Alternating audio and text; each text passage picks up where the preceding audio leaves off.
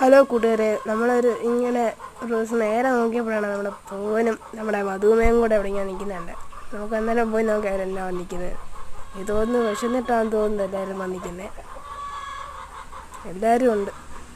ഇതാണ് നമ്മുടെ പൂവൻ ഓണ്ടിരിക്കുന്നത് എല്ലാവരും. ഇവിടെ ഇപ്പം തീറ്റൊന്നുമില്ല, കുറച്ച് നമ്മൾ അരി ഇട്ട് കൊടുക്കുക.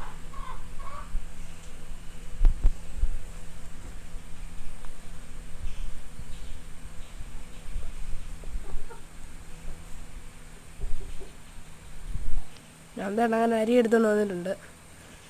എല്ലാവരും നമ്മുടെ പുറകെ ഓടി വരുന്നുണ്ട്.